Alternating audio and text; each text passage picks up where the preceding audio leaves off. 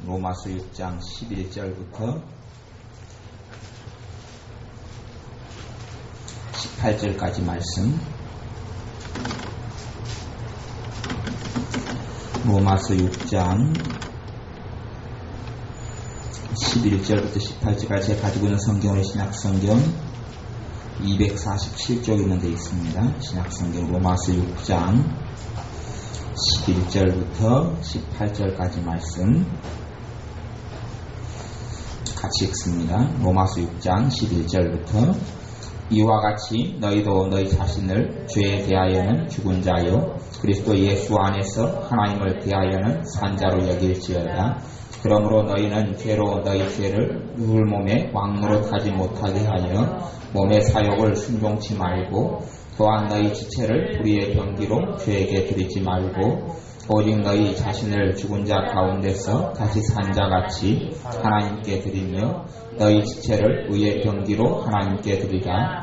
죄가 너희를 주관치 못하리니 이는 너희가 법 아래 있지 않고 은혜 아래 있음이니라. 그런즉 어찌하리요? 우리가 법 아래 있지 아니하고 은혜 아래 있으니 죄를 지으리요?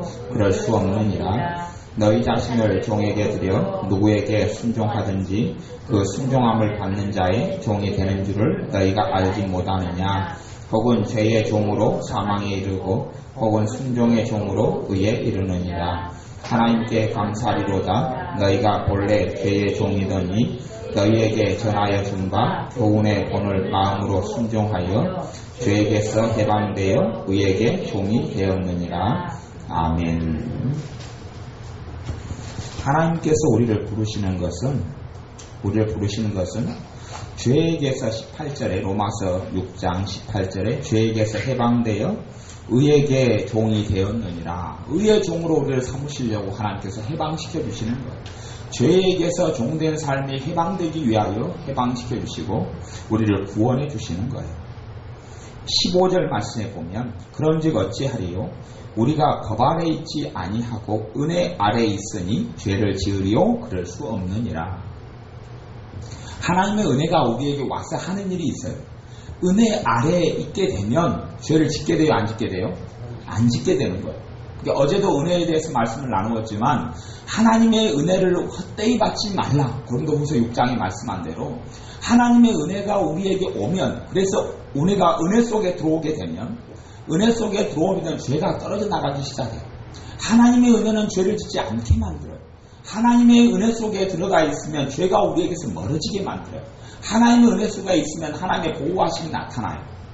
그런데 하나님의 은혜 밖에 있으면 하나님의 보호하심과 누리심을 얻지 못해요. 결국은 은혜의 반대말이 불법이고 죄이고 그런 거예요. 그래서 여기서는 뭐라고 이야기하냐면 그 16절에 보면 너희 자신을 종으로 들여 누구에게 순종하든지 너희 자신은 누구를 이야기하냐 그러면 하나님의 자녀인 우리를 이야기해요. 너희 자신 그러면은 첫째는 로마에 있는 그리스도인을 이야기하고 두 번째는 예수를 믿는 현 시대의 그리스도인을 이야기해요. 너희 자신을 들여 종으로 들여 누구에게 순종하든지 그 순종함을 받는 자의 종이 되는 줄을 너희가 알지 못하느냐. 우리가 그리스도인이고 하나님의 자녀인데 내가 누구에게 나를 바치는지가 문제예요. 내가 죄에게 나를 바칠 수도 있고 하나님의 의에게 나를 바칠 수도 있어요. 하나님께 나를 드려서 하나님께서 나를 인도하시는 삶을 살 수도 있고 죄에게 나를 바쳐서 죄가 나를 주관하는 삶을 살 수도 있어요. 그러면 실제적으로는 내가 하나님의 자녀로 살지 않는 거예요. 누구에게 순종하든지 그 순종함을 받는 자의 종이 되는 줄을 너희가 알지 못하느냐. 혹은 죄의 종으로 사망에 이르고 어떤 사람은 너희 중에 어떤 사람은 죄의 종으로 어디에 이른다고요? 사망에 이른다고요. 사망은 뭘 이야기하냐면요. 영적 사망을 하나님과 관계가 끊어져 버리고 단절돼 버리고 죄에게 자기를 끊임없이 드리는 자가 예수 그리스도를 주님으로 믿는 믿음을 가지고 살 수는 없어요. 그렇기 때문에 죄의 종으로 어떤 사람은 너희 자신을 죄의 종으로 주어서 사망에 이를 수도 있단 말이에요. 영적 사망.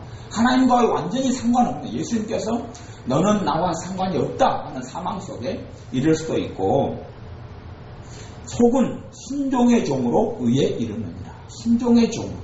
그래서 야고보서 말씀에는 믿음이 행함과 함께 일하고 행함이 믿음과 함께 일해서 행함으로 믿음이 온전케 되었느니라 말씀하는 거예요. 믿음으로 의롭다함을 받지만 또한 행함으로도 의롭다함을 받는다는 것이 야고보서 말씀입니다. 그렇기 때문에 예수님을 바르게 믿는 사람은요, 열매가 있어요. 열매가 있어요. 그래서 너희 나무에 열매가 없으면 주님께서 그 열매가 없는 나무를 찍어버려라라고 어떤 종들에게 이야기해요. 그러니 그 종이 내가 이 나무를 좀 시간만 더 달라고 이야기해요. 다시 거름도 뿌리고 물도 주고 열매가 나는지 보겠다. 시간을 좀 더 주십시오. 그래서 그래도 열매가 없거든 그때 찍어버리겠습니다 이야기. 그게 예수님께서 복음서에 하신 이야기예요. 그런 것처럼 하나님의 은혜가 우리에게 오게 되면 내 삶이 죄에서부터 점점점 멀어져요. 다시 이야기하면 하나님의 은혜를 받지 않은 사람들은 죄하고 가까이 살아가요. 하나님의 은혜는 하나님의 자녀라면 마땅히 다 받을 자격이 예수님의 십자가 때문에 있어요. 예수님의 나를 위해 계속해 주시고 죽으시고 부활하신 그 은혜 때문에 하나님의 자녀면 하나님의 은혜가 다 나타나야 돼요. 하나님의 은혜가 나타나서 우리를 양육하시되라고 어제 말씀에는 그렇게 말씀을 나누었어요. 하나님의 은혜가 우리를 양육하고 자라가고 우리를 키워요. 하나님의 은혜를 통해 우리가 더 얼마나 자랐느냐에 따라서 하나님의 자녀로 얼마나 누리는가가 거기서 결정되어져요. 하나님의 자녀로 내가 얼마나 누릴 수 있느냐. 다시 이야기하면 내가 하나님의 은혜 속에 얼마나 있느냐 하는 거예요. 하나님의 은혜 속에 얼마나 들어가 있느냐 하는 거예요. 근데 여러분의 삶 속에 하나님의 은혜 속에 있으면 은혜 아래 있으니 죄를 지으리요 15절에 그럴 수 없느니라고. 하나님의 은혜 속에 있게 되면 죄를 지을 수 있다고요? 없다고요? 없다고요. 100% 은혜를 이야기하는 것이겠죠. 근데 하나님의 깊은 은혜 속에 들어가면 깊은 은혜 속에는 성령의 충만하심이 있고 성령의 역사하심이 있고 주님의 거룩하심이 함께하고 주님의 깨끗함이 함께하기 때문에 죄를 짓는 삶하고는 상관이 없어진단 말이에요. 어떤 사람이 나는 은혜 아래 있기 때문에 죄를 마음대로 지어도 된다 우리 생각하는 사람은 하나님의 은혜에 대해서 전혀 생각하지 못하고 살아가는 사람이에요. 너희 지체를 13절에 불의의 병기로 죄에게 드리지 말고 오직 너희 자신을 죽은 자 가운데 다시 산 자같이 하나님께 드리며 너희 지체는 우리 지체, 몸을 이야기해. 우리의 몸과 마음, 내 온 영혼, 나라는 사람 자신을 불의의 병기로 죄에게 드리지 말고 죄에게 드릴 수 있다는 이야기 없다는 이야기예요? 있다는 이야기예요. 있다는 이야기죠. 죄에게 드릴 수 있어요. 나를 죄에게 바쳐버릴 수 있어요. 나를 마귀에게 바쳐버릴 수 있어요. 내 인생과 내 삶을 마귀에게 바쳐버릴 수 있어요. 그러면 죄의 종으로 살아가기 때문에 죄로부터 사망에 이르는 열매를 거둘 수밖에 없어요. 내 생활 속에 영적 사망이 나타나고 내 삶 속에 먼저는 좋은 열매가 맺히진 않아요. 왜요? 나를 죄의 종으로 내 지체를 내 인생과 내 마음과 내 삶을 바쳐버렸기 때문에 그래요. 죄의 종으로 바치는 게 뭐예요? 항상 내가 주님을 신뢰하지 못하고 믿지 못하는 거예요. 계속 내가 염려하고 불안하고 초조하고 낙담하고 좌절하고 살아가는 거예요. 나를 누구에게 바치는 거예요? 죄의 종. 주님이 지금 하나님 나라 우편에서 걱정하고 있겠습니까? 근심하고 있겠어요? 절망하고 있겠어요? 아니요. 주님은 걱정하지도 않고 절망하지도 않습니다. 이 천주교가 로마 카톨릭 굉장히 많이 잘못 가는 대목이 있어요. 무엇이 잘못 가냐면 개신교하고 기독교하고 로마 카톨릭 굉장히 잘못 가는 점은 뭐냐면 로마 카톨릭은요 예수님에 대한 이해가 극히 어리석고 부족해요. 그렇기 때문에 로마 카톨릭의 십자가를 보면 대부분 십자가에가 누가 달려있어요? 예수님이 달려있어요. 십자가에 죽은 예수님이 거기에 달려있어요. 예수님 십자가는 빈 십자가예요. 빈 십자가. 예수님이 십자가에서 내려오셔서 무덤에 들어갔다가 무덤에 또 살아나셔서 하나님보다 우편에 계시고 성령님을 통해 우리 안에 계셔요. 예수님의 십자가는 빈 십자가. 거기에 달려있는 것은 잠깐 달려있었어요. 근데 이 양반들의 십자가는 맨날 예수님 십자가에 달려있어요. 그리고 예수님의 얼굴이 항상 우중충해요. 예수님은 기쁘고 행복하게 성령 충만하게 사셨거든요. 한량없이 성령을 받은 예수님이 우중충하게 사셨겠어요? 아니요. 말로 다 할 수 없는 기쁨 속에서 이 땅에 사역을 하셨어요. 그러면 예수님의 그 우중충한 얼굴은 언제만 그랬느냐? 겟세마네 동산에서 기도하실 때하고 예수님 십자가에 달리시는 그 시점, 며칠간의 기간만 그렇게 했어요. 그러지 남은 때는 예수님께서 항상 어디 찾아다니셨어요? 잔치집에 찾아다녔죠. 그러니까 예수님도 그렇지만 저 제자를 또 먹기를 즐기고 예수님에 대해서도 먹기를 좋아하고 잔치를 좋아한다 그리고 예수님에 대해 비방을 하는 거예요. 예수님은 놀기를 정말 좋아하셨어요. 먹기를 좋아하셨어요. 예수님은 또 누구를 좋아했어요? 아이들을 좋아해요.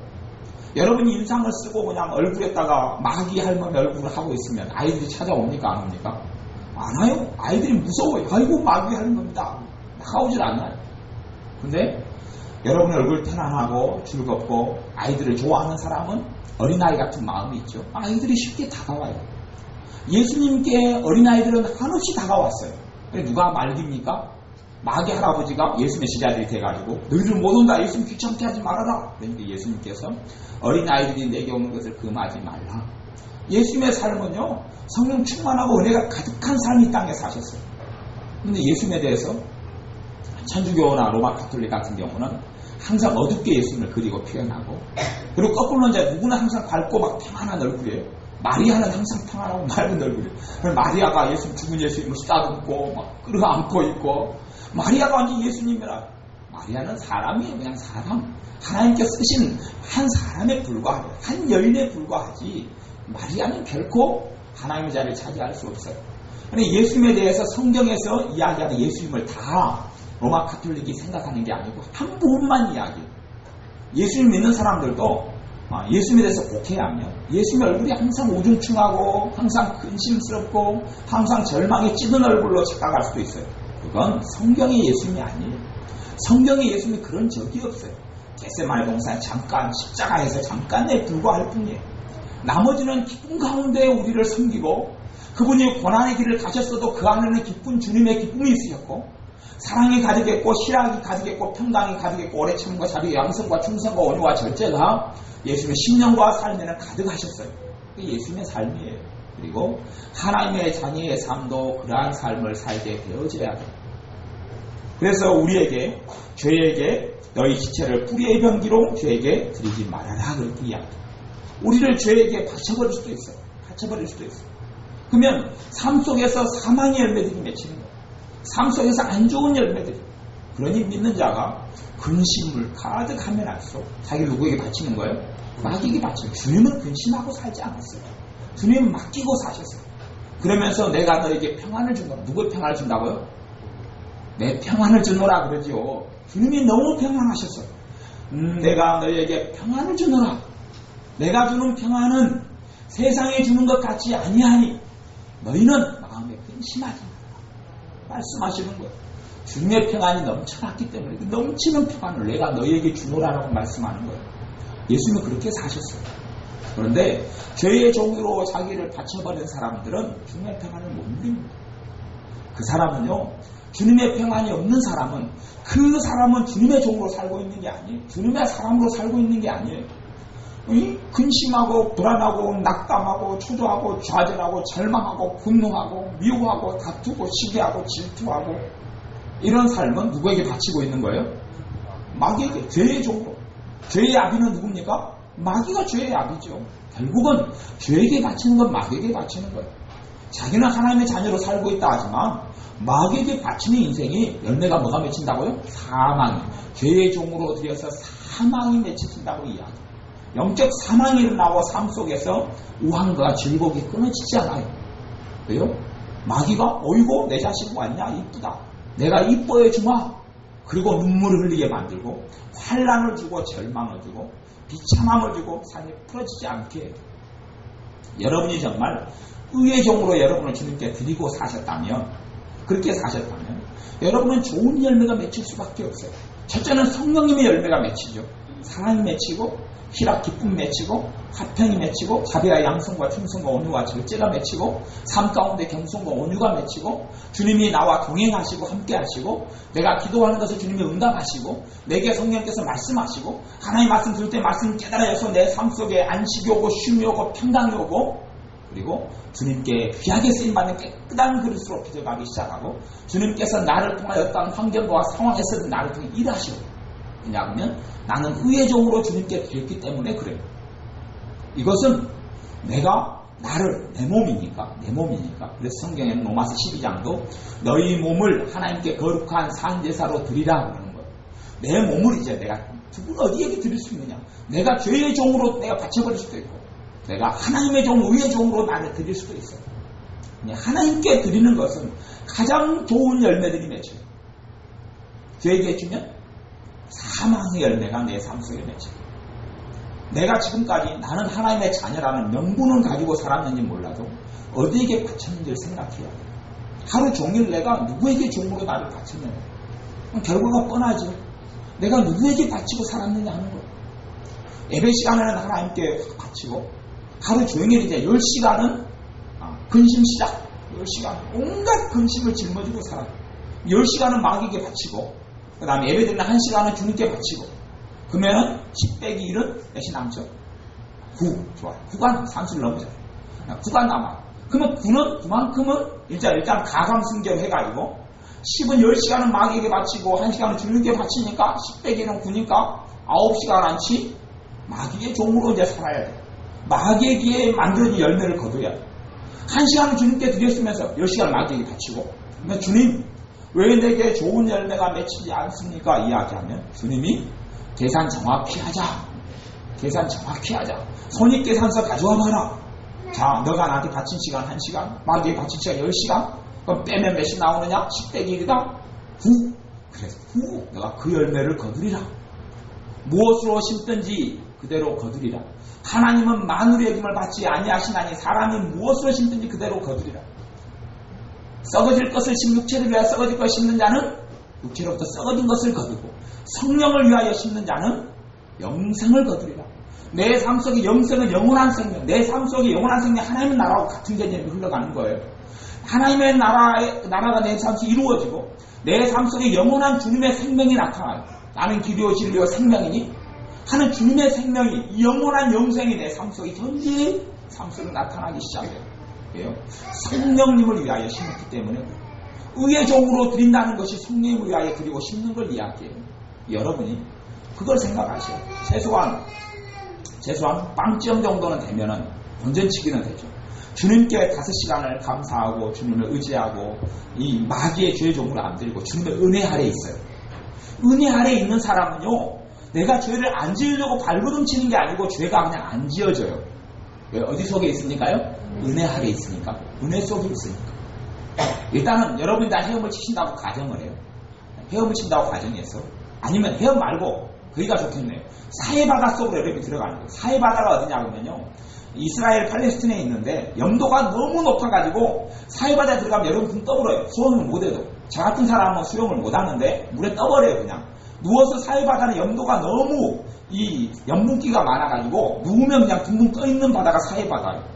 그러면 여러분이 사해바다에 들어가면 물에 떠요.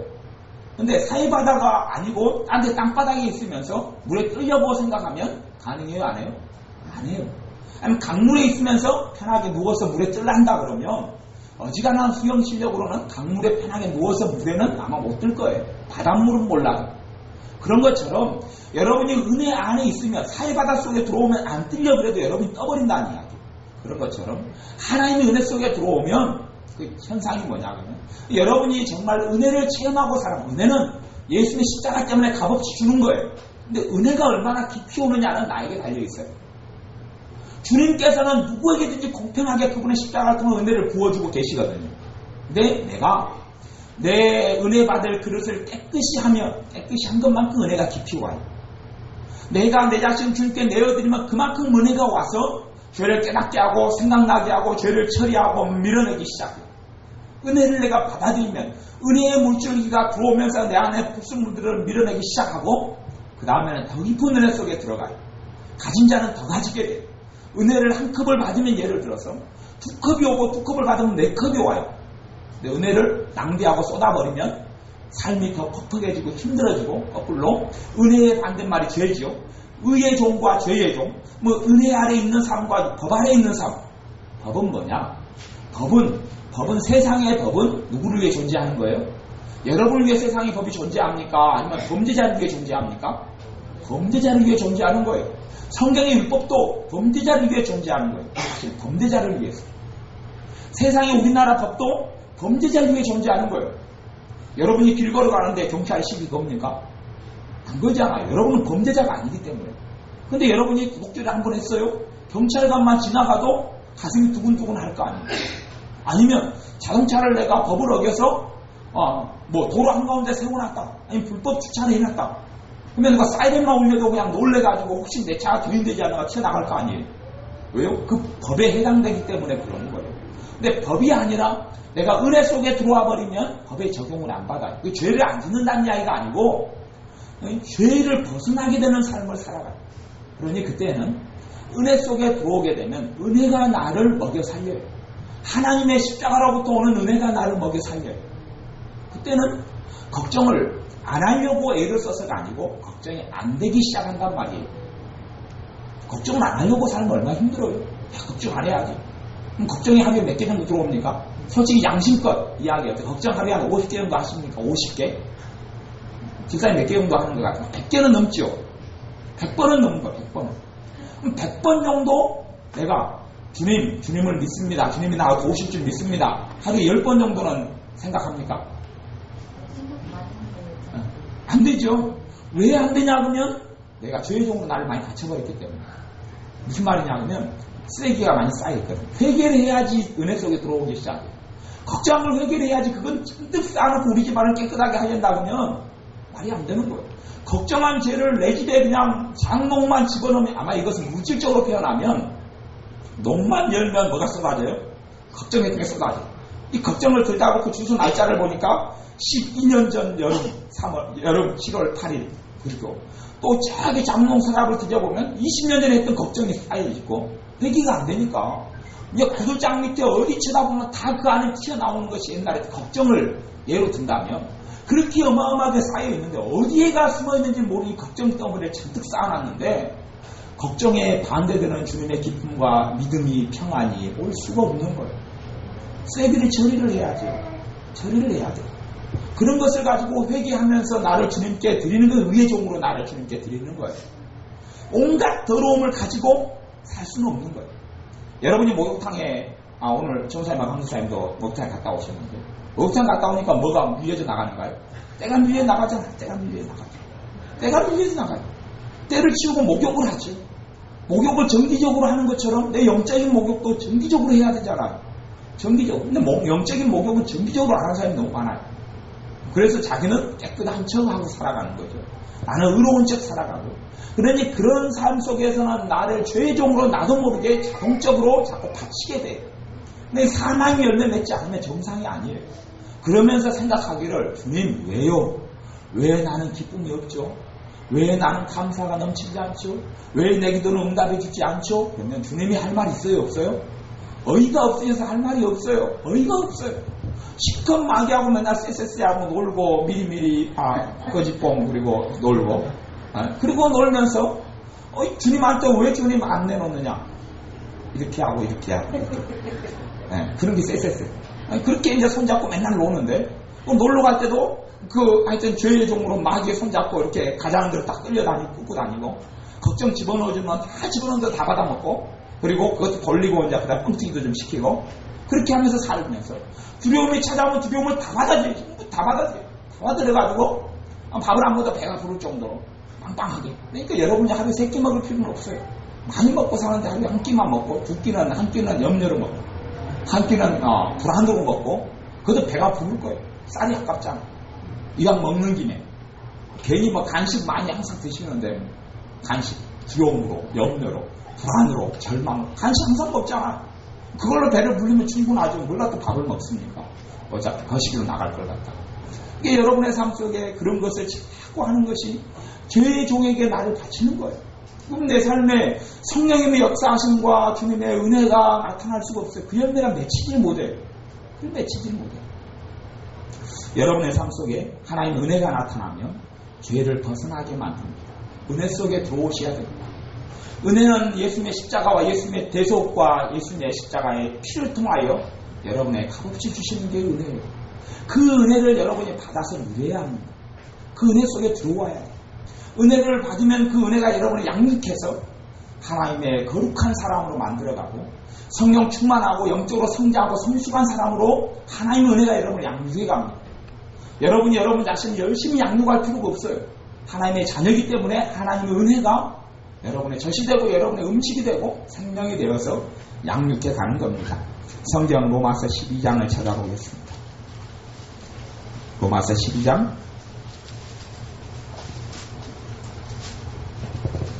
로마서 12장 6절 말씀.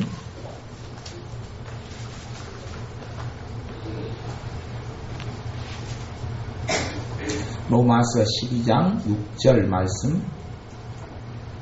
6절부터 8절까지 같이 읽어보겠습니다. 우리에게 주신 은혜대로 받은 은사가 각각 다르니 혹 예언이면 믿음의 분수대로, 혹 섬기는 일이면 섬기는 일로, 혹 가르치는 자면 가르치는 일로, 혹 권위하는 자면 권위하는 일로, 구제하는 자는 성실함으로, 다스리는 자는 부지런함으로, 긍휼을 베푸는 자는 즐거움으로 할 것이니라. 아멘. 여기는 이제 의의 종으로 어떻게 살아가느냐 하는 부분을 다루어요. 로마서 12장부터는 그리스도인이 어떻게 의의 종으로 살아갈 수 있느냐, 어떻게 주님 안에 새로운 생활을 할 수 있느냐, 어떻게 하나님이 기뻐하시는 그런 뜻을 행하는 삶을 살 수 있느냐를 다루면서 무슨 이야기를 해요? 은혜대로 뭘 받는다고요? 은사를 받는다고 이야기해요. 하나님의 은사가 임할 때에 어떠한 삶이 쉬워진다고요? 은혜 아래에 살아가는 삶이 쉬워진다고 이야기합니다. 하나님의 은사는, 은혜와 은사는 개념이 같은 단어. 은혜와 은사는. 그래서 은혜와 은사를 성경에서는 상호적으로 바꿔서 많이 사용해요. 은혜나 은사나. 은사는 선물이라는 뜻이고 은혜는 값없이 주시는 것이니까 뭐 비슷한 개념과 단어예요. 우리에게 주신 은혜대로 받은 은사 선물이 각각 다르니 그렇게 이야기해요. 은혜를 통하여 뭘 줍니까? 은사들을 줘요. 은혜를 통하여 죄를 짓지 않게 하고 그 은혜를 통하여 뭐가 왔어요? 은사가 왔어요. 은사가 와서 그 은사가 여러분이 하나님 앞에서 살아가는 삶이 가능하게 만들어요. 하나님의 은사가 안 오면 여러분은 발버둥을 쳐야 합니다. 왜? 내 능력으로 살아야 되니까. 맨 땅에 헤딩하기가 내 머리가 깨지는 수밖에 없어요. 벽에 머리를 받으면 내 머리가 깨지는 수밖에 없어요. 하나님의 자녀는 하나님의 능력으로 사는 거예요. 오직 성령이 너에게 임하시면 너희가 무엇을 받고? 권능을 받고 그 다음에야 증인되는 삶을 살 수 있어요.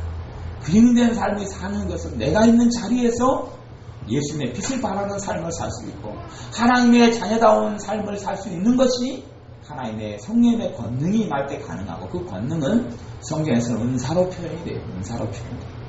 하나님의 은사가 여러분 삶 속에 임하여야 합니다. 은사를 받고 하나님의 은사로 살아갈 때에 자만할 수 없고 내가 우월할 수 없고 교만할 수 없고 나를 자존망대하고 높일 수가 없어요. 하나님께 영광을 돌리게 돼요. 근데 하나님의 은사가 아니라 내가 쥐어짜고 발부둥을 쳐가지고 어떤 프로그램을 아니면 어떤 계획을 어떤 일을 어떤 장사를 사업을 했어요.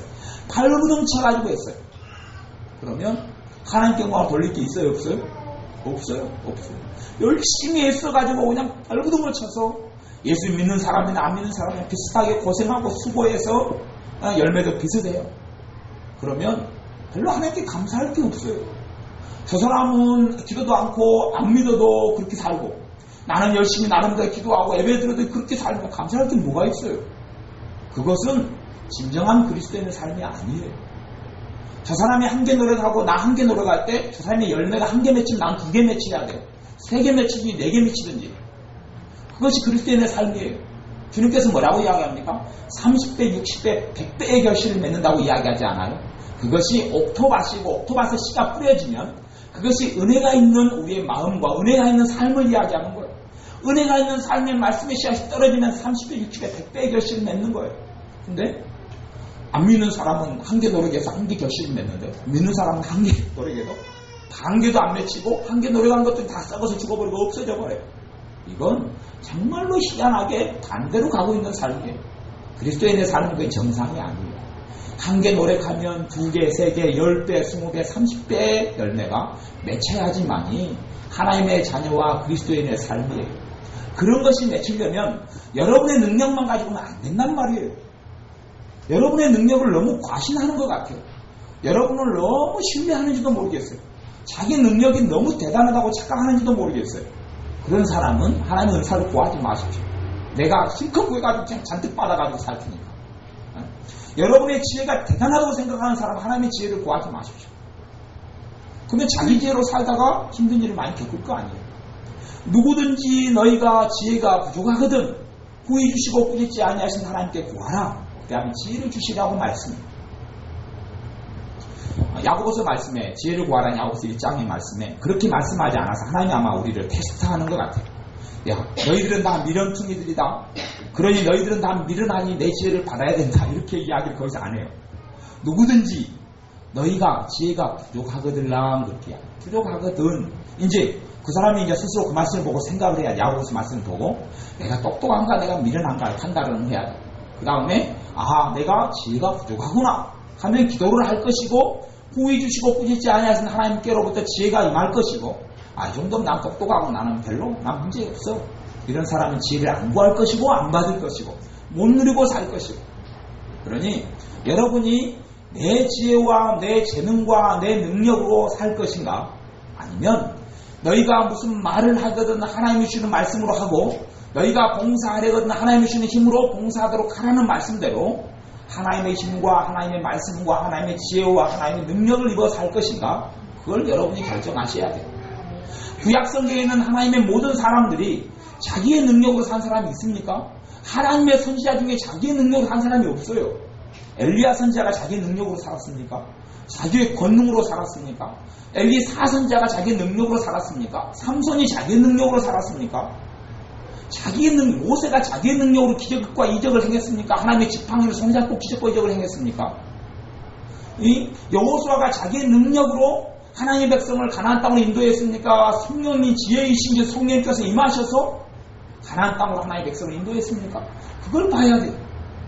사울왕에게 성령께서 임하셔서 왕노릇을 하고 성령께서 떠나시니까 악한 영이 들어와서 괴로움을 당했는지 이 소년 양치기 다윗에게 하나님의 신 성령께서 임하시니까 능력 있는 삶을 살았는지 아니면 다윗이 소년 목동 다윗이 자기 능력으로 능력 있는 삶을 살았는지를 정확하게 알아야 합니다. 믿는 사람이 하나님의 능력이 필요 없다고 생각하고 하나님의 능력을 받지 않고 누리지 않고 의지하지 않고 살아가는 사람은 가장 큰 보화를 놓치고 사는 사람이에요. 가장 큰 보화를 놓치고 사는 사람이에요.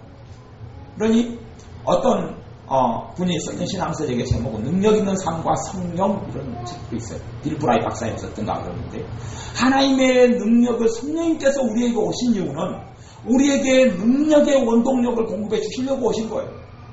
왜 여러분의 재능과 여러분의 지혜와 여러분의 능력으로 살아갑니까? 그건 하나님의 자녀의 삶이 아니에요. 은혜 안에 속에 들어오는 삶이 아니에요. 하나님께로부터 여러분에게 주어주시는 이 능력들을 받으셔야 돼요. 하나님의 은사들을 받으셔야 돼요. 필요한 부분에 무엇이 필요한지를 받으셔야 돼요. 여러분의 삶에 과연 구체적으로 어떤 은사를 구하든지 간에 여러분이 사람을 만나고 다루는 일을 하는데 예를 들어서 사람과 만나고 다루는 게 너무 어렵다. 그러면 그 사람과 만나고 대화하는데 관련된 은사를 달라고 하셔야 돼요. 각 은사의 내용이 뭔지는 다 알 필요까지는 없어요. 근데 이 부분에서 하나님의 능력을 내가 입어야 됩니다라고 기도하셔야 돼요. 아니면 여러분의 삶 속에 돈이 필요 없는 사람이 누가 있습니까? 돈이 필요 없는 사람은 아무도 없습니다. 하나님께 물질을 받고 구하려면 돈을 버는 일을 하신다면 하나님께 그 부분에 관련돼서 첫째는 정확히 정해야 될 것은 내가 두름을 위해서 돈을 버느냐 나를 위해 돈을 버느냐를 정해야 되고 나를 위해서 돈을 벌고 내 잘 먹고 잘 살려고 돈을 버는 사람들은 회개를 먼저 하셔야 되고 주님을 위해서 사는 걸로 바꾸셔야 되고 그럴 때에 여러분이 수고하고 애쓰는 것보다 훨씬 더 많은 열매를 거두게 해주셔야 돼요. 그러면서 그 마음을 확정하신 다음에 주님 돈을 버는데 주님의 은사와 능력이 필요합니다라고 기도하셔야 돼요. 그럴 때에 그 은사와 능력을 주시는 거예요. 아니 돈은 여러분의 힘으로 벌고 그러면 어떻게 하나님께 감사할 수 있겠습니까? 그렇기 때문에 그리스도인의 삶이 하나님께 영광을 돌리지 않는 글로 가득 차고 많은 거예요. 여러분의 삶에 필요한 부분에 은사와 능력을 구하십시오. 자식을 키우는데 너무 힘들다 하면 거기에 하나님의 능력이 필요한 자리가 아닙니까? 부부 생활이 너무 힘들면 거기에 뭐가 필요합니까? 하나님의 능력이 필요한 자리예요. 거기에는 하나님의 능력이 없고 여러분 힘으로 이 부부의 관계를 이어져 가려고 그럽니까? 여러분의 능력으로 사람과 관계와 직업과 일과 사는 것을 하려고 그럽니까? 그건 옳지 않은 거예요. 여러분이 하나님의 능력을 단지 삶의 부분에 예배 때만이 아니라 삶의 필요한 부분에 하나님의 능력을 달라고 구하셔야 합니다. 필요한 부분에 그 능력을 달라고 구하셔서 받으셔야 돼요. 왜냐하면 하나님의 자녀는 받을 자격이 있는 거예요. 하나님의 능력이 아니고서는, 성령님의 능력과 은혜가 아니고서는, 은사와 권능이 아니고서는 어떻게 하나님 앞에 자녀로 내가 누리고 살아갈 수 있단 말입니까? 못 누려요. 누릴 수 없어요. 염려를 다 주께 맡겨버리라. 그리하면 하나님의 평강이 너희 마음과 생각을 지키시리라. 하나님의 평안이 내 마음과 내 생각을 지켜주는 거지. 여러분이 지키는 게 아니에요. 여러분이 총 들고 밤 12시 되면은 집을 뺑뺑 돌면서 적군이 들어오니까 지키시겠습니까? 아니요. 발 뻗고 여러분은 주무시고 주님이 여러분의 삶을 지켜주는 거예요. 여러분이 자식 쫓아다니면서 자식을 지키려고 했습니까? 야, 내 자식 사고 안 나야지. 신호등 건널 때 어떻게 하나 봐야지. 쫓아다니면서 지킬 수 없어요. 주님께 맡기고 주님께 기도할 때 주님이 지켜주는 것처럼 하나님의 능력과 은혜와 은사가 여러분의 삶 속에 임하여야지만이 여러분 삶의 열매가 맺혀요. 여러분의 삶이 너희는 내게 와서 배우라. 내 짐은 쉽고 가벼움이라. 너희 짐을 내게 맡겨버리고 주님의 짐을 지고 가는데 쉽고 가벼운 삶이, 그것이 성령님의 역사와 능력을 통해 이루어지는 삶이라는 것을 이야기해요. 신약시대는 특정한 사람에게 주의 성령을 부어주셨지만, 구약시대는 그랬지만, 신약시대에는 모든 그리스도인에게 다 아버지의 성령을 부어주기를 주님께서 기뻐하셔요. 신약시대 구약시대 하나님의 자녀들도 하나님의 능력과 성령의 능력을 입어 살았는데, 신약시대에 예수님의 십자가가 있는, 예수님의 대속이 있는, 예수님의 피가 있는 하나님의 자녀가 내 능력으로 산다 그러면 그거같이 어리석은 사람이 없어요. 그같이 어리석고 하나님의 은혜를 다 못 누리는 이러한 참 불쌍한 사람이 없어요. 여러분이 능력의 원천 되시는 주님께로부터 그 능력을 받으셔야 합니다. 그 은사들을 구하셔야 합니다.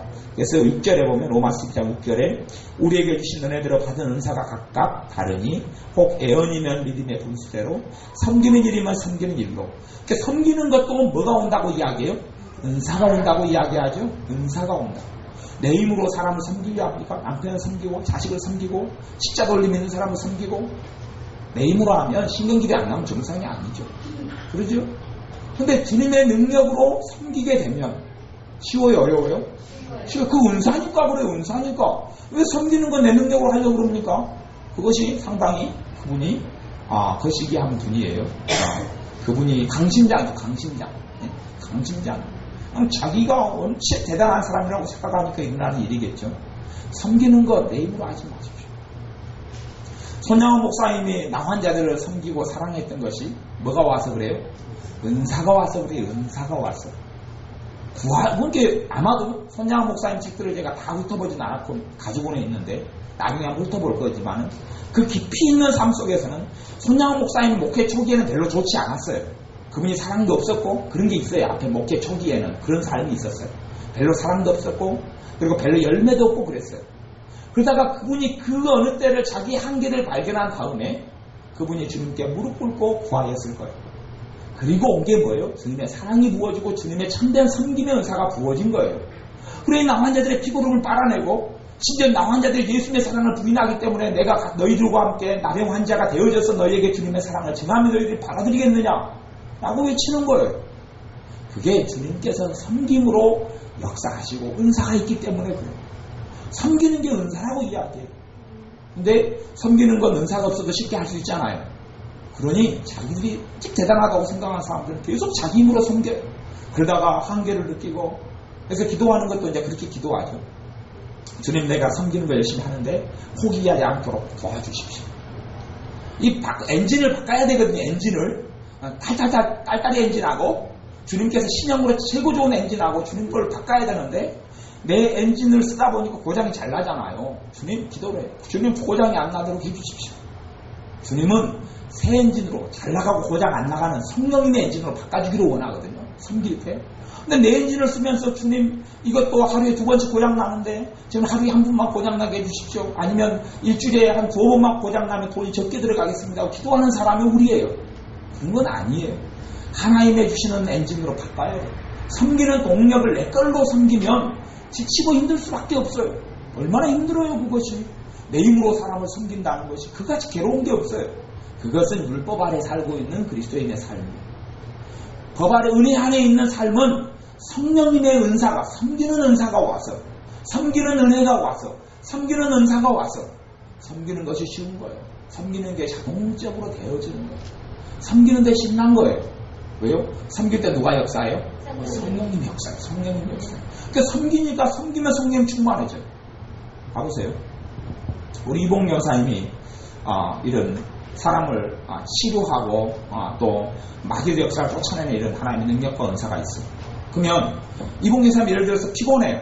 이분이 피곤해요. 피곤하면 간혹 가다가 이봉 여사님 피곤을 푸는 방법이 있어요. 누가 기도해달라고 와요. 이봉 여사님 피곤해요. 뭐 어떻게 할 것 같아요? 하면 어찌 되죠?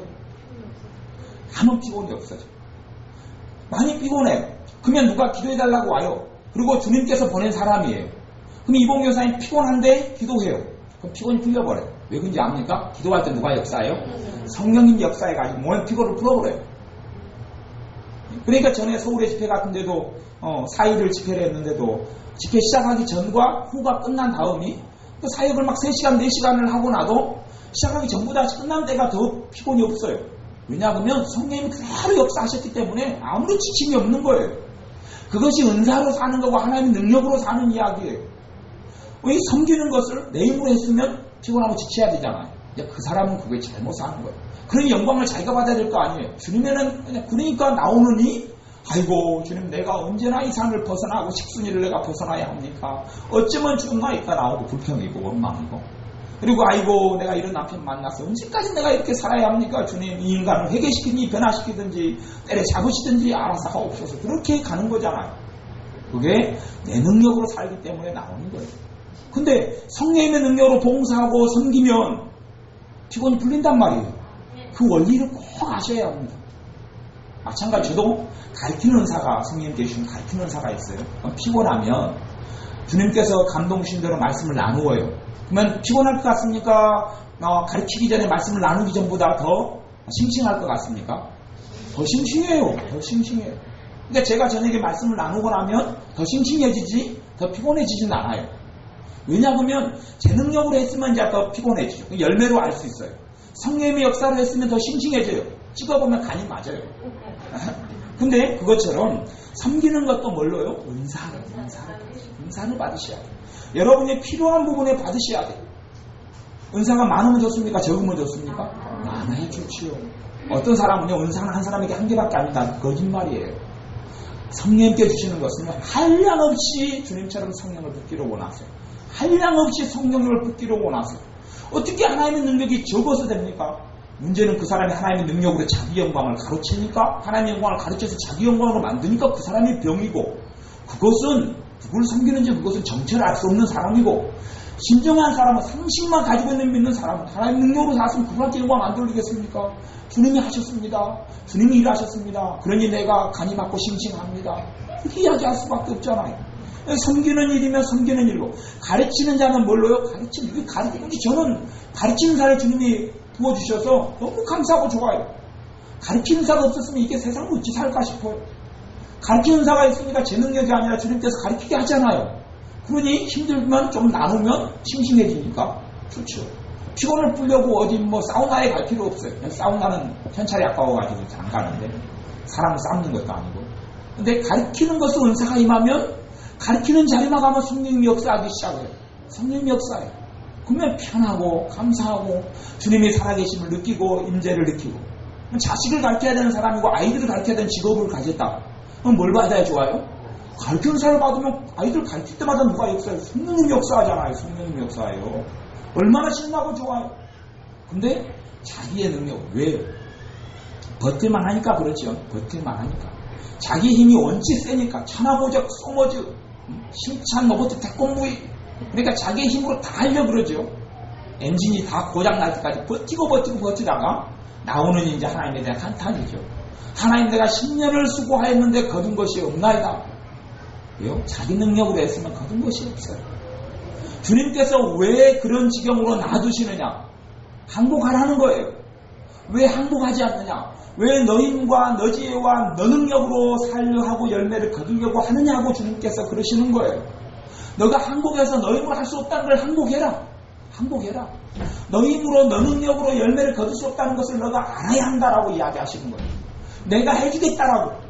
너희는 가만히 있어 하나님의 구원하심을 보라 하는 말씀처럼 그것이 내가 하는 것이 아니고 주님께서 나를 통하여 하시는 삶이 그것이 그리스도인의 새 생활이고, 그래서 로마서 12장에 하나님의 자녀가 살아가는 새로운 생활에 대해서 나누면서 은사 이야기를 하는 거예요. 은혜와 은사 이야기를 하는 거예요. 그걸 아셔야 합니다. 또한 가르치는 것, 그 다음에 권위하는 자는 권위하는 일로, 권위하는 자는 사람을 권면하고 위로하고 세워주는 것, 이게 상담의 은사가 이런 계통으로 많이 나타나는데, 그런 일을 사람을 만나고 대화하고 사람을 다루는 사람들에게는 무슨 은사가 있으면 좋아요? 권위하는 사이 상담의 은사가 오면, 상담이 꼭 나는 상담원입니다, 24시 상담원입니다, 위기 상담합니다, 그런 게 맞는 사람이 이야기하는 게 아니고, 사람 상대하는 사람이면 사람과 상대하는 언어 관련된 은사가 임하면 이 은사가 작동을 해요. 내 말을 들으면 사람이 위로를 받아요. 내 말을 들으면 사람이 힘이 생겨요. 내 말을 들으면 그 말을 통해서 은사가 있으니까요. 내가 정확히 예수님을 언급하지 않는다 할지라도요, 성령의 역사를 해요. 말을 할 때 그 사람을 위로하고 세워주기 시작해요. 그 사람이 나한테 올 거 아니에요? 나중에 나를 통해 힘을 얻으면 내가 당신이 또 집사님이 다니는 교회에 나도 나갈 수 없느냐, 나도 믿을 수 없느냐라고 이야기하게 되죠. 내가 복음의 증인으로 살 수 있어요. 근데 내가 사람과 만났는데 내가 무슨 말을 해야 되지, 무슨 말로 그 사람과 대화를 해야 되지, 어떻게 내가 저 사람을 도와야 되지 걱정한다면 얼마나 힘든 삶이에요. 여러분의 삶 가운데 권위하는, 사람을 가르치고 돕고 세우는, 상담하는 이런 은사가 여러분에게 또한 필요한 사람은 이걸 달라고 해야 돼요. 달라고 해야 돼요. 구제하는 자는 성실함. 구제하는 은사가 있다 그래요? 없다 그래요? 있다 그래요. 구제하는 은사가 있어서요, 구제도 돈이 남아준다고 할 수 있는 게 아니에요. 은사가 임해야 돼. 돈이 적건 많건 간에. 그러면 구제할 때 되면 정말 성실함으로 구제할 수 있도록 내 안에 성령님이 역사해 주셔요. 구제하는 것이 행복이 되고 기쁨이 되고 주님 만나는 장소가 구제하는 자리가 돼요. 상담 은사를 받은 사람 상담하는 자리가 주님이 임하시는 자리가 된단 말이에요. 가르치는 은사를 받은 사람 가르치는 자리가 누가 임하시는 장소예요? 성령님이 임하여 계시는 자리가 되는 거예요. 그가 성전이 되고 주님이 만나시는 장소가 되는 거예요. 다스리는 자는 부지런. 다스리는 것도 뭐라고 이야기해요? 이 다스리는 것을 두 가지로 해석할 수 있는데, 하나는 지도력, 지도하는 자는 리더, 지도자에 대해서 다스리는 자 이렇게 이야기하고, 또 하나는 행정하는 사람을 다스리는 자라고 이야기해요. 이게 크게 두 가지로 그렇게 해석을 해요. 행정의 은사를 가진 사람, 행정 은사 가진 사람을 우리가 종종 봐요. 그래서 이봉여사나 저하고는 행정 은사가 전혀 없어가지고, 행정 은사는 일을 꾸며고 만들어내는 거예요. 광고하고 PR하고 막 조직하고, 이게 행정의 은사예요. 사람을 조직하고 사람을 끌어들이고 모아들이고 일을 벌리죠. 그런 게 행정의 은사예요. 그러니까 그런 은사를 받은 사람은 그런 일을 쉽게 할 수 있어요. 근데 행정의 은사, 이 지도력의 은사가 없는 사람, 이게 은사라고 이야기해요. 이건요, 사람이 담즙질 같은 계통의 사람들은 태어날 때부터 지도력이 있어요. 근데 그것은 선천적인 것이고 은사는 아니에요. 재능이죠. 그 재능은 좋은 열매를 맺지 못해요. 재능 위에 은사가 있으면 더 좋지만, 은사하고 지도력의 은사하고 그냥 지도력이 리더십이 태어날 때 선천적으로 그걸 카리스마 그러죠. 도칼인지 아니면 시칼인지는 알 수 없지만 하여튼 카리스마가 있는 사람은 그 이 지도력이 있어요. 근데 그 지도력하고 하나님이 주신 지도력은 또 틀려요. 하나님이 주신 지도력은 또 틀려요. 그러면 지도자의 자리에 있는 사람을 다스리고 사람을 이끌고 코치하고 멘토링하고 해야 되는데 뭐가 필요해요? 지도의 은사가, 이 다스리는 은사가 필요하잖아요. 다스리는 은사가 임해야죠. 왜 자기의 힘으로 사람을 지도하고 코치하려고 그러고 인도해 주려고 그러고. 그건 소경을 인도하면 구렁텅이에 빠지고 지도 빠지고 같이 빠지고. 왜? 똥통 속에 헤엄치면 혼자 하면 심심하잖아. 손잡고 같이 그래서 헤엄치자고 같이 데리고 빠지는 거예요. 그냥 별로 좋은 게 아니에요. 그러니 이런 상황이 필요한 사람이 뭐가 필요해요? 은사가 필요해요. 은사가. 그래서 여기에 있는 많은 은사는요, 가만히 여러분이 보시면 알지만 로마 12장에 중심되는 은사는 사람과 사람의 관계 속에서 많이 나오는 은사예요. 사람과 사람의 관계를 맺고 살아가는 데서 이 은사들이 필요한 것을 보시면 알 수 있어요. 또 긍휼을 베푸는 자는 즐거움으로 할 것이라. 무슨 말이냐 그러면 긍휼을 베푸는 은사가 임하면 뭐가 생겨나요? 그걸 할 때마다 즐거움이 생겨나요. 즐거움이 생겨나요. 기쁨이 생겨나고 행복이 생겨나요. 저는 정확히 구제하는 은사하고 긍휼을 베푸는 은사가 차이점이 뭔지 잘 모르겠어요. 굳이 긍휼 베푸는 은사가 무엇이다, 구제하는 은사가 무엇이다, 긍휼 베푸는 것 사람을 불쌍히 여기고 자비를 베풀고 이런 거, 자비하고 이제 이것을 제가 신학적으로나 이걸로는 제가 설명을 좀 해드릴 수 있어요. 그런데 좀 이론에 불과하고 어찌됐든 다양한 삶 가운데 은사가 있다는 걸 꼭 아셔야 돼요. 그리고 그것이 어떤 이름으로 명명된다 할지라도 주님께 그 은사, 필요한 부분의 은사를 달라고 하시면 그 은사가 지식의 말씀 은사인지 지혜의 말씀 은사인지 다스리는 은사인지 뭔지는 몰라도 은사가 와요. 은사가 오면 여러분이 주님 앞에 더 살아가고 주님을 의지하면 할수록 은사가 활성화돼서 움직이기 시작해요. 그러다가 여러분이 주님하고 좀 멀리 떨어지면 은사가 작동을 해요? 안 해요? 작동을 제대로 안 해요. 꿈도, 꿈을 꾸는 은사, 이 지식의 말씀 은사인데 주님과 함께 지내면 꿈이 활성화되고 깊어지고 영역이 넓어지고 그 다음에 심지어는 꿈을 꿀 때 해석도 같이 와요. 그러나 주님하고 거리가 멀어지면 꿈을 꾸는 것이 뜸해져요. 뜸해지고 주님과 거리가 멀어지면 일단 꿈이 있으면 어떤 꿈 정도 꾸냐고 하면 이 영적인 상태가 안 좋다 그런 꿈만 꿔요. 맨날 쫓겨다니고 도망다니고 적군이 막 충돌하고 싸우면 막 옆구리 정 맞고 막 피 흘리고 도망다니고 꿈을 꾸는 사람 꼭 그래요. 그리고 아마 시궁창에서 빠져가지고 구렁텅이 빠지는 꿈이나 꾸고 벼랑에서 떨어지고 굴러떨어지고 줄 잡고 있고 막 이런 꿈이나 꿔요. 꿈을 꾸는 사람하면서 영적인 상태를 보여줘요. 주님과 관계가 좋아지면 이제 장래도 보이고 현재 일도 보이고 또한 주님께서 보여주시는 것들을 꿈을 꾸는 은사가 아니라면 그렇게 가는 거예요. 주님과 거리 정상적인 은사는 뭐냐면 성령님이 충만하다. 충만할 때 뭐가 충만한 역사예요? 은사가 충만한 역사예요. 근데 어떤 사람이 지 멋대로 살고 지 성질 멋대로 사는데 나 예언할 수 있다고 예언한 거 다 거짓말이에요. 그건 섞여요. 섞여. 수작한 똥물, 그냥 깨끗한 물하고 지 똥통 똥물하고 섞이면 그게 먹을 만한 물이에요? 못 먹는 거예요. 그거 그냥 지난 맛이라고 그러세요. 그런 건 다들 예언이 나올 수 있는 게 아니에요. 똥물 지난 맛이죠. 그건 희석된 똥물이니까 마시는데 좀 괜찮을 거예요. 그런 것처럼 그 사람의 삶 속에 기쁨이 있고 은혜가 있고 감사가 있는 사람이 나오는 예언이 정확한 예언이지, 그러지 그 사람이 시기가 있고 질투가 있고 지 잘난 줄 알고 지 잘난 척하고 자기가 하나님의 종임내하고 큰소리치고 이런 사람에게 나오는 예언이 다른게 나올 수가 없어요. 왜요? 성령 충만하지 않은 열매잖아요. 그런 사람에게 성령이 제대로 거룩한 영적 성령이 역사하실 수가 없어요. 그렇기 때문에 내가 주님과 관계가 깊어지고 그 만남이 깊어지고 사랑이 깊어지고 사귐이 깊어질 때에 정상적인 주님의 성령의 은사는 활동을 하고 더 깊어지고 은사가 확장되어지고 다양해지고, 그리고 내가 하나님의 귀한 열매를 내 힘과 능력으로가 아니라 성령의 은사와 능력으로 30배, 60배, 100배의 열매를 맺게 되고, 내가 그리스도인의 하나님의 자녀다운 삶을 내 능력으로 살아가는 게 아니고 성령의 능력과 하나님의 능력으로 그 삶을 살 수 있어요. 할 수 있어요. 여러분이 하나님의 은사와 능력을 받으셔야 돼요. 그 은사와 능력을 받으셔야 돼요. 달라고 해서 받으셔야 돼요. 개인적으로는 87년도에 하나님께서 방언 은사를 주셨어요. 이 방언 은사 중에 방언 기도를 많이 하고 90년에 들어와서는 어느 기도원에서 같이 기도하고 차례하고 그러는데 애언 은사를 주셨어요. 그러니까 삶이 훨씬 풍성해져요. 풍성해져요. 그 다음에 한 94년 정도는 가르치는 은사를 주셨어요. 그래도 그때 95년 정도는 상담 은사를 주셨어요. 이게 뭐 공부하고 내 걸로 받은 게 아니에요. 주님이 그냥 선물로 주시는 거예요. 주님께 주시는 거예요. 그러니까 편하고 좋은 것이죠.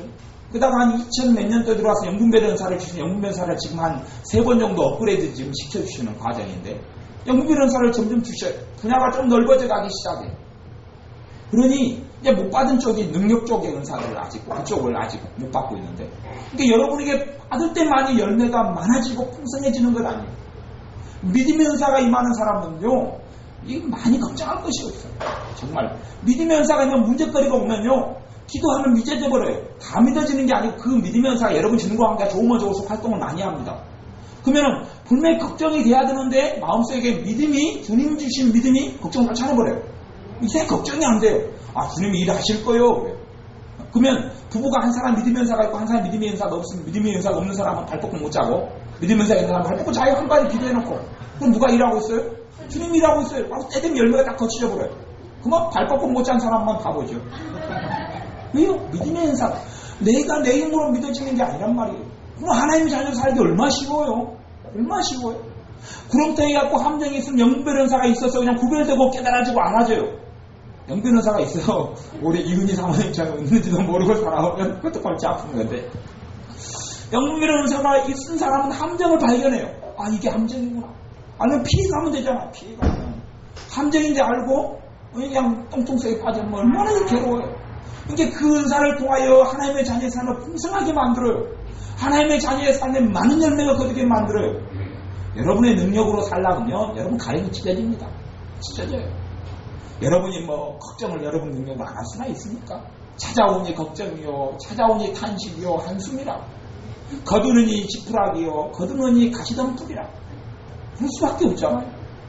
그 안에도 그냥 뭐 놀기 좋아하는데 주님께서 하시는 말씀들 얼마나 지켜야 될 것 많아요. 쉬지 말고 기도하라네요. 검사의 모든 일에 감사하라네요. 불평하면 가만 안 둔다네요. 그러니 그 미치고 한장을 꼴짝 뛸 일이죠. 가능하지가 않아요. 그렇게 하면서 우리를 광야 속에 내모는 것이 주님이 아니에요. 너희들이 어떻게 하나 보자 그리고 그냥 막대기로 그냥 돼지치듯이 그냥 내모는 것이 주님이 아니셔요.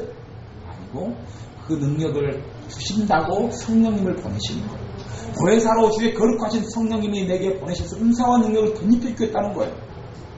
그 은사와 능력을 여러분 사람 필요한 부분마다 받으셔야 돼요. 음악을 하는 사람은 음악에 내 재능이 아니라 성령의 능력이 거기에 임하고 은사가 임해야 돼요. 글을 쓰는 사람은 거기에 은사와 능력이 거기에 임해야 돼요. 사람과 만나는 사람은 거기에 은사와 능력이 필요한 부분에 달라고 임해달라고 기도해야 돼요. 내 기도를 많이 하는 사람은 은사와 능력이 많이 임해요. 달라고 했기 때문에. 너희가 얻지 못하면 구하지 아니하며라고 이야기해요. 내가 구하해도 받지 못하면 정욕으로 쓰려고 잘못 구하면이라. 주님, 내가 내 힘으로 내가 못 삽니다. 내가 항복합니다. 내 지혜로 못 삽니다. 그러니 주님이 내게 찾아오셔야 되고 성령님이 내게 은사와 능력을 주셔야 합니다라고 항복하고 그건 주님 뜻대로 구하는 거잖아요. 그리고 주님이 내게 은사와 능력을 주실 때만이 주님이 원하는 삶을 살 수 있습니다. 주님 안 그러면 내 가랑이 찢어집니다. 그럼 기도하면 은사와 능력을 주님 주신단 말이에요. 여러분의 자격을 보지 않아요. 자격은 누가 갖춰줍니까? 예수님이 갖춰주셔요. 여러분의 주님의 자격을 갖춰줘요. 여러분의 자격으로 점수가 90점 이상 나와야지 은사를 주는 게 아니에요. 빵점이니까 더 은사가 필요하죠. 빵점이니까. 10점이니까 더 필요하고요. 죄가 더한 곳에 은혜가 더욱 넘쳤다. 은혜를 통하여 은사가 온다고 이야기하잖아요. 지금 로마서 12장에가. 부족하니까 더 필요하죠. 똑똑한 사람은 똑똑한 대로 살라 그러고요. 여러분이 부족하다고 인식되고 지혜가 부족하고 능력이 부족하다고 인정되는 사람은 은사를 받으셔요. 은사를 받으셔요. 똑똑한 사람은 자기의 죄로 살다가 어떻게 되라 그러고 우리 미련한 우리는 주님께 은사와 능력을 받으셔야 돼요. 왜 심령이 가난한 자가 복이 있나니 천국이 저희 것임이라 그런 줄 압니까? 심령이 가난한 사람은요, 마음이 가난하다는 이야기는 뭐냐면 의지할 게 하나도 없거든요. 자기 IQ를 생각하니까 우리 지혜처럼 은혜처럼 IQ 133이 나오는 것도 아니고 89, 80 IQ도 떨어지지. 그 다음에 똑똑하지도 않죠. 아니면 건강도 별로 안 하죠. 그리고 뭐 돈도 별로 없죠. 백도 없죠. 재산도 없죠. 뭐 학벌도 없죠. 그리고 좀 멍청하죠. 미련하죠. 또 원판도 별로 좀 점수가 안 나오죠. 그러니까 상품도 아니죠. 그러니까 이게 드러내고 자랑할 게 없잖아요. 그게 심령이 가난한 자가 되는 거예요. 그러니 주님께서 가난한 자를 들어서 지혜로운 자를 멸시하게 하시고 세상에 지혜 있는 자를 미련케 만드는 것이 하나님의 역사인데 왜 그러냐면 가난한 자, 심령이 가난한 자. 의지할 게 없으니까 누구만 의지합니까? 하나님만 의지하죠. 네 100점이다 그러죠. 네 100점이다. 주님은 그렇게 만들기를 원하시는 거예요. 이 땅에서 내 죄에 내 능력으로 사는 사람이 하나님 앞에서 무슨 영광을 받고 하나님께서 뭐라고 칭찬하겠습니까? 네 잘났다 그러죠. 네 잘났다 가랑이 안 찢어졌냐? 꾸며줄까? 그렇게 말할 수 있지 않습니까? 그러니 여러분이 심령이 가난한 자가 되어주셔서 주님을 의지하는 사람이 되어주셔야 돼요. 내 능력 내 힘으로 할 수 있다고 절대 하지 마시고 나중에 주님이 사랑하는 자녀는 함정이 아니라 그 연단 속에 집어넣어버립니다. 그래서 네가 진짜 할 수 있냐? 그럽니다. 그러니 주님께서 여러분의 삶 속에서 주님의 능력이 필요함을 인정하시고 여러분의 지혜와 여러분의 재능으로 사시는 것을 회개하시고 그리고 어디 부분에 주님 그렇게 기도하시면 응답이 빨리 옵니다. 주님 내가 어느 부분에 주님의 은사와 능력이 일단 한꺼번에 다 가질 수는 없잖아요. 어느 부분에 1번으로 필요합니까? 주님 어느 부분의 은사와 능력을 구해야 됩니까? 라고 기도하시면 영감이 오기도 해요. 그러면 어떤 영역을 보여주면 주님 그 부분의 은사와 능력을 부어주십시오. 그 부분에 부어주십시오. 그러면 주님께서 예수님의 피를 통하여서 그분의 보혈을 통하여서 주님의 대속을 통하여서 여러분에게 성령을 구하는 자에게 성령을 주지 않겠느냐? 성령의 은사와 능력이 여러분에게 부어져서 여러분 힘으로 살지 않게 됩니다. 삶이 신나고 재미있어지죠. 마귀 역사가 심하면 심할수록 누구 역사도 세져요? 성령 역사도 세져요. 제가 전에 무당집에 한번 갔더니 성령님께서 놀랍게 세게 역사하시더만요. 그래서 제가 알았어요. 야, 여 무당은 센 무당이구나. 그리고 어떤 점쟁이 집에 가니까 전도하러 갔는데 성령님 역사를 하래요. 그래서 야, 이 점쟁이는 가짜구나. 이거 배워가지고 하는 점쟁이구나. 마귀 역사 별로 없네. 그거 알 수 있어요. 그냥 성령 역사를 세게 안 하거든요. 그러니 성령이 세게 안 해도 아무렇지도 않다는 이야기고, 센 데 가면 성령이 강하게 써야지 마귀한테 안 당한다는 이야기거든요. 여러분의 삶 속에 문제가 크게 오면 여러분 안에 성령님도 크게 역사해요. 여러분이 주님 신뢰하고 의지하면요, 문제에 여러분 침몰되지 않아요. 불안이 오면 성령님은 세게 역사해요. 여러분이 주님의 은혜 속에 거하고 있으면 불안이 여러분을 침몰하지 못해요. 여러분을 죄의 종으로 갇혀버리면, 불안이 세게 오면 여러분 불안에 덮으시오 같이. 그래가지고 같이 넘어져 버려요. 그게 주님께 기뻐하시는 게 아니에요. 여러분 삶 속에 주님께 주시는 능력이 있어서, 성령님께 주시는 은혜가 있어서, 하나님의 은혜가 나타나서 여러분을 더 깊은 은혜의 세계로 이끄시기를 바랍니다. 기도하겠습니다. 아버지 하나님, 우리의 삶 속에 함께하여 주셔서 내 능력, 내 지혜로 살지 아니하고 성령님의 주시는 은사와 능력이 필요합니다. 내 지혜와 내 능력은 실수하고 실패하고 넘어질 수밖에 없사오니 주님께서 은혜로 말미암아 우리에게 은사들을 풍성히 부어주셔서 하나님께서 기뻐하시고 원하시는 그 뜻을 이루는 삶을 살게 하여 주옵소서. 하나님의 선하시고 온전한 뜻을 이루려면 내 지혜와 내 능력과 내 힘과 내 학벌과 내 물질과 내 돈으로는 가능하지 않습니다. 성령님께서 우리에게 임하셔서 각종의 은사들로 풍성히 하여 주옵소서. 하나님의 능력을 덧입혀 주옵소서. 주님의 능력을 덧입혀 주셔서 우리의 삶 속에 성령의 풍성한 은사로 말미암아 내가 하는 것이 아니요 주님께서 하십니다 고백하며 영광을 주님께 돌려드리며 하나님의 자녀인 우리의 삶 속에 주님께로부터 말미암아 30대, 60대, 100대 결실이 맺히게 하여 주옵소서. 예수님의 이름으로 기도하옵나이다. 아멘. 기도하겠습니다.